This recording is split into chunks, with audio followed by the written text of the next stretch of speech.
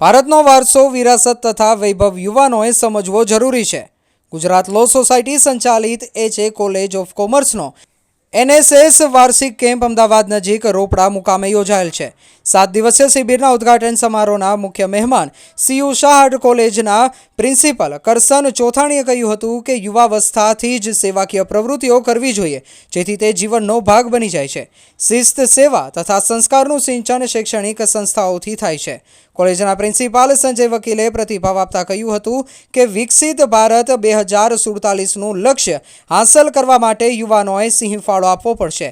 આત્મનિર્ભર ભારત તથા make in ઇન્ડિયાની પરિકલ્પના સિદ્ધ કરવા માટે યુવાનોએ મહેનત કરવી પડશે.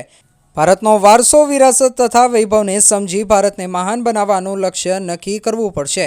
એનએસએસના કોઓર્ડિનેટર એચ.બી. ચૌધરી, મહેન્દ્ર વસાવા તથા ચેતન મેવાડાએ આ શિબિરનું સફળ સંચાલન તથા આયોજન કર્યું છે. કોલેજના ઘણી મોટી સંખ્યામાં વિદ્યાર્થીઓ શિબિરમાં જોડાયા છે.